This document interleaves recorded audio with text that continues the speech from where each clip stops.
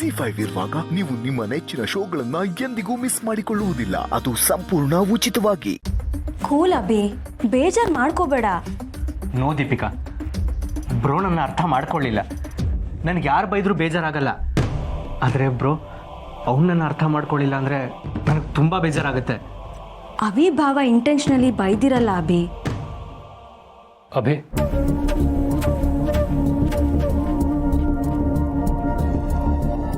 ಸಾರಿ ಅಭಿ, ಬೇಜಾರಾಯ್ತಾ? ನಾನು ಯಾಕೆ ಹಾಗೆ ಮಾಡಿದೆ ಅಂತ ಹೇಳ್ತೀನಿ, ದಯವಿಟ್ಟು ಬೇಜಾರು ಮಾಡ್ಕೋಬೇಡ. ಬೇಜಾರು ಮಾಡ್ಕೋಬೇಡ ಅಂತ ಈಗ ಹೇಳ್ತಿದ್ಯಾ, ಆದರೆ ಅವನ ಮುಂದೆ ನನಗೇ ಬೈದೆ ಅಲ್ವಾ ನೀನು? ಸೀರಿಯಸ್ಲಿ ಬ್ರೋ, ನನಗೆ ಯಾರು ಏನಂದ್ರೂ ಬೇಜಾರಾಗಲ್ಲ.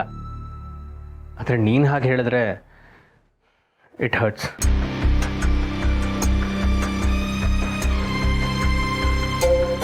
ನಾನು ಹೇಳಿದ್ದೀನಿ ಭಾವ, ನೀವೇನೋ ರೀಸನ್ ಇಟ್ಕೊಂಡೇ ಹೇಳಿರ್ತೀರಾ ಅಂತ. ಅದು ಇವನಿಗೆ ಅರ್ಥ ಆಗ್ತಿಲ್ಲ ಅಷ್ಟೇ. ಹೌದು ಅಭಿ, ನೀನು ನೋಡಿದ್ಯಲ್ಲ, ನಾವು ಎಷ್ಟು ಸಲ ಕೇಳಿದ್ರು ಸಮರ್ಥ ಬಾಯಲ್ಲಿ ತನಗೆ ಆಸ್ತಿ ಬೇಡ ಅಂತಾನೆ ಬರ್ತಿತ್ತು. ಆದರೆ ನೀನು ನೋಡಿದ್ರೆ ಅವನು ಆಸ್ತಿ ಕೇಳ್ತಾನೆ ಅಂತಿದ್ಯಾ. ಅವನು ಡಬಲ್ಗೆ ಮಾಡ್ತಿದ್ದಾನೆ ಬ್ರೋ. ನನ್ನ ಹತ್ರ ಆಸ್ತಿಲಿ ಪಾಲ್ ಕೇಳ್ತೀನಿ ಅಂತಾನೆ, ನಿಮ್ಮ ಹತ್ರ ಏನೂ ಕೇಳೇ ಇಲ್ಲ ಅಂತಾನೆ. ಆಯಿತು, ನಾನು ನಿನ್ನ ನಂಬ್ತೀನಿ. ಆದರೆ ಪದೇ ಪದೇ ಅವನ್ನ ಪ್ರೊವೋಕ್ ಮಾಡೋದು, ಅವ್ನು ನಿನ್ನ ಹತ್ರ ಆಸ್ತಿ ಬೇಕು ಅಂತ ಹೇಳೋದೆಲ್ಲ ಮಾಡುತ್ತಿದ್ರೆ ಮುಂದೆ ನಮಗೆ ಕಷ್ಟ ಅಲ್ವಾ?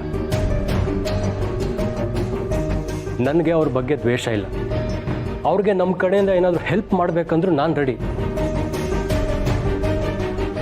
ಆದರೆ ಇಷ್ಟು ವರ್ಷದಿಂದ ನಾವೆಲ್ಲರೂ ಸೇರಿ ಕಟ್ಟಿರೋ ಈ ಮನೆ ಆಸ್ತಿ ಸಾಮ್ರಾಜ್ಯನ ಯಾರೋ ಒಬ್ಬ ಬಂದು ಪಾಲು ತಗೋತೀನಂದರೆ ಕೊಡೋಕ್ಕೆ ನಾನು ರೆಡಿ ಇಲ್ಲ. ಇದು ನಮ್ಮ ಶ್ರಮದ ರಿಸಲ್ಟ್. ಬೇರೆ ಯಾರೋ ಬಲ ತಗೋತೀನಂದರೆ ಸಹಿಸಕ್ಕಾಗಲ್ಲ. ಆದರೆ ಅವ್ರ ಹೆಸರು ನಮ್ಮ ಫ್ಯಾಮಿಲಿ ಟ್ರೀನಲ್ಲಿ ಇದೆಯಲ್ಲ ಬ್ರೋ, ಅವ್ರ ಆಸ್ತಿ ಕೇಳದೆ ಇರ್ತಾರ? ಅದೇ ಹೇಳ್ತಿರೋದಬ್ಬಿ, ನಾವು ಕೇರ್ಫುಲ್ ಆಗಿರಬೇಕು. ನೀನು ಪ್ರವೋಕ್ ಮಾಡಿದಷ್ಟು ಅವನ ಆಸ್ತಿ ಕೇಳೋ ಚಾನ್ಸಸ್ ಇರುತ್ತೆ. ಅದಕ್ಕೆ ಅವನು ಏನೇ ಹೇಳಿದ್ರು ನೀನು ನಗ್ನಗ್ತಾ ಇದ್ರೆ ಅವನು ನಗ್ನಗ್ತಾ ಸುಮ್ಮನಾಗ್ತಾನೆ. ನಾನು ಅವನ ಹತ್ರ ನಗ್ನಗ್ತಾ ಮಾತಾಡ್ಬೇಕಾ? No way. ನೋಡು, ಆ ಸಮರ್ಥು ಹಠಕ್ಕೆ ಹಠ, ಪ್ರೀತಿಗೆ ಪ್ರೀತಿ. ನೀನು ಅವನಿಗೆ ಗೌರವ ಕೊಟ್ಟರೆ ಅವನು ಗೌರವ ಕೊಡ್ತಾನೆ, ಕೇರ್ ತೋರಿಸಿದ್ರೆ ಅವನು ಕೇರ್ ತೋರಿಸ್ತಾನೆ. ಆಗ ನಮ್ಮ ಹತ್ರ ಯಾವುದೇ ಆಸ್ತಿ ಕೇಳಲ್ಲ. ಅವನ ಜೊತೆಲಿ ಪ್ರೀತಿಯಿಂದಲೇ ಇರೋದಕ್ಕೆ ಹೇಗಾಗುತ್ತೆ ಬ್ರೋ? ಟ್ರೈ ಮಾಡಬೇ, ಆಗತ್ತೆ. ನೀನು ಅವನ್ನ ಎದುರು ಹಾಕ್ಕೊಂಡ್ರೆ ಎಲ್ರಿಗೂ ಸಮಸ್ಯೆ, ನಿನ್ಗೂ. ನನ್ನ ಮಾತು ಕೇಳು ಪ್ಲೀಸ್.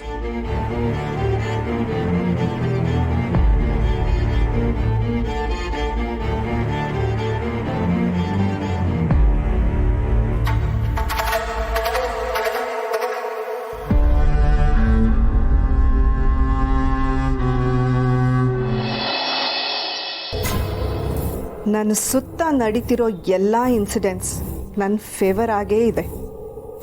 ಇಂಥದ್ದು ಇನ್ನೊಂದೆರಡು ಇನ್ಸಿಡೆಂಟ್ ನಡೆದ್ರೆ ಆ ತುಳಸಿ ಈ ಮನೆ ಯಜಮಾನಿ ಪಟ್ಟದಿಂದ ಕೆಳಗೆ ಇಳಿಲೇಬೇಕಾಗತ್ತೆ. ನನ್ನ ಆಸೆನ ಈಡೇರಿಸ್ಕೊಳ್ಳೋದಕ್ಕೆ ನನಗಿರೋ ಒಂದೇ ಆಯುಧ ಅಂದರೆ ಆ ದೀಪಿಕಾ.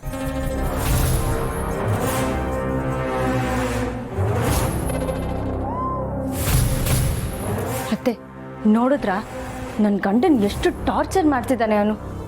ಆಫ್ಟರ್ ಆಲ್ ಒಬ್ಬ ಡ್ರೈವರ್ ಅವನು. ಆಫ್ಟರ್ ಆಲ್ ಒಬ್ಬ ಡ್ರೈವರ್ ಆಗಿದ್ದ, ಆದರೆ ಈಗ ಈ ಫ್ಯಾಮಿಲಿಯಲ್ಲಿ ಒಬ್ಬ ಮೆಂಬರ್. ನೋ, ಅದು ಯಾವತ್ತೂ ಆಗಬಾರ್ದತ್ತೆ. ನಾನು ನೀನು ಹೇಳೋದ್ರಿಂದ ಆಗಲ್ಲ, ಲೀಗಲ್ ಆಗಿ ಅವನು ಈ ಮನೆಯವನಾಗ್ಬಿಟ್ಟಿದ್ದಾನೆ. ಸೊ ನಾವೀಗೇನು ಮಾಡೋಕ್ಕಾಗಲ್ವಾ? Mostly no. ನಾವು ಹೆಚ್ಚೇನಾದರೂ ಮಾಡೋಕ್ಕೆ ಹೋದರೆ ಅವನು ತಿರುಗಿ ಬೀಳ್ಬೋದು. ಆಗ ಮತ್ತೆ ನಮಗೆ ಪ್ರಾಬ್ಲಮ್. ಮುಂದೊಂದು ದಿನ ಅವನು ಈ ಮನೆಗೆ ತಾನೇ ಯಜಮಾನ ಅಂದರೆ ನಾವು ಕೇಳಬೇಕಾಗತ್ತೆ ಏನೋ. ಅತ್ತೆ ಏನು ಹೇಳ್ತಿದ್ದೀರಾ? ಆ ಮಿಡಲ್ ಕ್ಲಾಸ್ ಸಮರ್ಥ ಯಜಮಾನನ? ನೋವೇ, ನಾನು ಯಾವುದೇ ಕಾರಣಕ್ಕೂ ಇದಕ್ಕೆ ಒಪ್ಪಲ್ಲ. ನೋಡು ದೀಪಿಕಾ, ನಿನ್ನ ಒಪ್ಪಿಗೆ ಯಾರಿಗೂ ಬೇಕಾಗಿಲ್ಲ ಈ ಮನೇಲಿ. ಆ ಥರ ಇದ್ದಿದ್ರೆ ವಂಶವೃಕ್ಷದಲ್ಲಿ ಹೆಸರು ಸೇರಿಸುವಾಗ ನಮ್ಮನ್ನೆಲ್ಲ ಕೇಳ್ಬೋದಿತ್ತಲ್ವ? ಮತ್ತೇನು ಮಾಡೋಣ ಅತ್ತೆ? ಇದಕ್ಕೆಲ್ಲ ಇರೋದು ಒಂದೇ ಪರಿಹಾರ ದೀಪಿಕಾ, ತುಳಸಿ. ತುಳಸಿನ? ಅವನು ತುಳಸಿ ಮಾತನ್ನು ಮಾತ್ರ ಕೇಳ್ತಾನೆ. ಅವಳಿಗೆ ಸಮಸ್ಯೆ ಆದರೆ ಅವನು ಒದ್ದಾಡ್ತಾನೆ. ಅವನಿಗೆ ನೋವಾದರೆ ಇವಳ ಕಣ್ಣಲ್ಲಿ ನೀರು ಬರುತ್ತೆ. ಸೊ ಸಮರ್ಥ ನಮ್ಮ ಟಾರ್ಗೆಟ್ ಅಂತ ಆದರೆ ನಾವು ಮೊದಲು ವಿಚಾರಿಸ್ಕೊಳ್ಬೇಕಾಗಿದ್ದು ಆ ತುಳಸಿನ. ಕರೆಕ್ಟ್. ಬಟ್ ಏನು ಮಾಡೋದು ಅಂತ. ನಮಗೆ ಸಮಸ್ಯೆ ಇರೋದು ಆ ತುಳಸಿ ಈ ಮನೆ ಯಜಮಾನಿ ಅನ್ನೋದು. ಅವಳ ಕೈಯಲ್ಲಿ ಈ ಮನೆ ಬಿಗಿದ ಕೈ ಇರೋದು. ಅಕಸ್ಮಾತ್ ಅವಳು ಎಲ್ಲನೂ ಕಂಟ್ರೋಲಿಗೆ ತಗೊಂಡು ಮುಂದೆ ಒಂದಿನ ಅಧಿಕಾರ ಆಸ್ತಿ ಅಂತ ಬಂದಾಗ ಎಲ್ಲದನ್ನೂ ಅವಳ ಮಕ್ಕಳಿಗೆ ಕೊಟ್ಟರೆ ನಾವು ಬೀದಿ ಪಾಲಾಗಬೇಕಾಗತ್ತೆ. ಸೊ ನಾವು ಈಗಲಿಂದನೇ ಅವಳನ್ನು ಮಟ್ಟ ಹಾಕಬೇಕು. ಅವಳ ಕೈಯಿಂದ ಯಜಮಾನಿ ಪಟ್ಟ ಕಿತ್ಕೊಂಡ್ರೆ ಒಂದು ಲೆವೆಲಲ್ಲಿ ನಾವು ಸೇಫ್ ಆಗ್ತೀವಿ. ಸೊ ಅವಳು ಒಂದ್ಸಲಿ ಈ ಅಧಿಕಾರನ ಕಳ್ಕೊಂಡ್ಮೇಲೆ ಅವಳಿಗೆ ಚೆನ್ನಾಗಿ ಹಿಂಸೆ ಮಾಡಿ ಈ ಮನೆಯಿಂದ ಆಚೆ ಹಾಕಬೇಕು. ಅವಳಾಗವಳೆ ನಿಮ್ಮ ಸಹವಾಸನೂ ಬೇಡ, ನಿಮ್ಮ ಆಸ್ತಿನೂ ಬೇಡ ಅಂತ ಹೋಗಬೇಕು. ಅವಳು ಹಾಗೆ ಹೋದರೆ ಅವಳ ಮಗನೂ ಸಹ ನಮ್ಮ ಸಹವಾಸ ಸಾಕು ಅಂತ ಹೋಗ್ತಾನೆ. ನಮ್ಮ ಜೊತೆ ಜಗಳಕ್ಕೆ ಬಿದ್ದರೆ ಅಮ್ಮನಿಗೆ ಕಷ್ಟ ಅಂದ್ಕೊಂಡು ಯಾವ ರಿಸ್ಕು ತಗೊಳ್ಳಲ್ಲ ಅವನು. ಸೂಪರ್ ಅತ್ತೆ. ಸೊ ಇಷ್ಟೆಲ್ಲ ಆಗಬೇಕು ಅಂದರೆ ತುಳಸಿ ಅವ್ರ ಕೈಯಿಂದ ಯಜಮಾನಿ ಪಟ್ಟನ ಕಿತ್ಕೋಬೇಕು ಅಷ್ಟೇ ತಾನೇ. ಸದ್ಯದಲ್ಲೇ ಅದನ್ನು ನಾನು ಅವರಿಂದ ಕಿತ್ಕೊತೀನಿ. ಗುಡ್, ಅಷ್ಟು ಮಾಡು. ನಮ್ಮ ಎಲ್ಲರೂ ಒಳ್ಳೆಯದಕ್ಕೆ ಇಷ್ಟು ಮಾಡಲೇಬೇಕು ನೀನು. ಶೋರ್ ಅತ್ತೆ.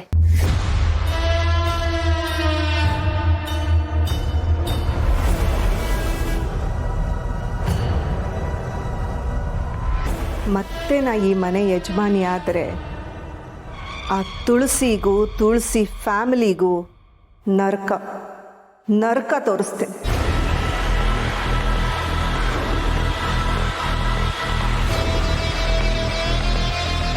3 days ಟೈಮ್ ಕೊಡಿಯತ್ತೆ.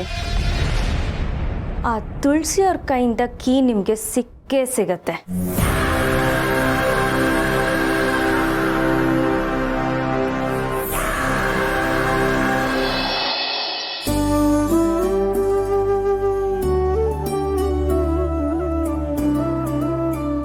ಅಮ್ಮ, ಯಾಕೆ ಯಾವಾಗಲೂ ನೀವೇ ಅಡುಗೆ ಮಾಡ್ತಿರ್ತೀರಾ?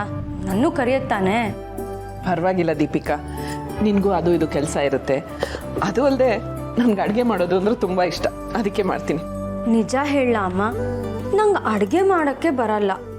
ಅಡುಗೆ ಮಾಡೋದು ನಿಮ್ಮ ಹತ್ರ ಕಲಿಯೋಣ ಅಂದರೆ ನೀವು ಕರೆಯೋದೇ ಇಲ್ಲ. ಸ್ವಲ್ಪ ದಿನ ಆರಾಮಾಗಿರು ದೀಪಿಕಾ, ಆಮೇಲೆ ನಾನೇ ಹೇಳ್ಕೊಡ್ತೀನಿ. ಅಬಿಗೆ ಇಷ್ಟವಾಗಿರೋ ಅಡುಗೆ ಎಲ್ಲ ನೀನೇ ಮಾಡ್ಬೋದಂತೆ. ಖಂಡಿತ ಅಮ್ಮ. ನಾನು ಮನೇಲಿ ಒಂದ್ಸಲಿ ಟೀ ಮಾಡಿದ್ದೆ. ಟೀ ಹೇಗೆ ಮಾಡೋದು ಅಂತ ಗೊತ್ತಿರಲಿಲ್ಲ. ಆ ಟೀಗೆ 1 ಗ್ಲಾಸ್ ನೀರು, 1 ಗ್ಲಾಸ್ ಸಕ್ಕರೆ, 1 ಗ್ಲಾಸ್ ಟೀ ಪೌಡರ್ ಹಾಕ್ಬಿಟ್ಟಿದ್ದೆ. ಆ ಟೀ ಎಷ್ಟು ಕೆಟ್ಟದಾಗಿತ್ತು ಅಂದರೆ ಅದನ್ನು ಕುಡಿದ್ಮೇಲೆ ನಾನು ಟೀ ಕುಡಿಯೋದೇ ಬಿಟ್ಬಿಟ್ಟಿದ್ದೆ. ಅಯ್ಯೋ ರಾಮ, ಒಳ್ಳೆ ಹುಡುಗಿ. ಎಲ್ಲರೂ ಅಡುಗೆ ಕಲಿಯೋದಕ್ಕೆ ಮೊದಲು ಈ ರೀತಿ ಏನಾದರೂ ಒಂದು ಎಡವಟ್ಟು ಮಾಡಿರ್ತಾರೆ. ಆದರೆ ಅಡುಗೆ ಕಲ್ತ ಮೇಲೆ ಕಣ್ಣು ಮುಚ್ಕೊಂಡು ಅಡುಗೆ ಮಾಡಿದ್ರು ಚೆನ್ನಾಗಿರುತ್ತೆ. ನಿಮ್ಮಷ್ಟು ಎಕ್ಸ್ಪೀರಿಯನ್ಸ್ ಆಗೋಕ್ಕೆ ನನಗೆ ತುಂಬ ಟೈಮ್ ಬೇಕು ಬಿಡಿ. ನೀವು ಬೇರೆ ಕೆಫೆಯಲ್ಲಿ ಹೆಡ್ ಶೆಫ್ ಆಗಿದ್ದವರು. ನಿಮಗೆ ಅಡುಗೆ ಬಗ್ಗೆ ಐಡಿಯಾ ಚೆನ್ನಾಗೇ ಇದೆ. ZEE5 ಆಪ್ ಡೌನ್ಲೋಡ್ ಮಾಡಿ ಎಲ್ಲಾ ಸಂಚಿಕೆಗಳನ್ನು ಸಂಪೂರ್ಣ ಉಚಿತವಾಗಿ ನೋಡಿ.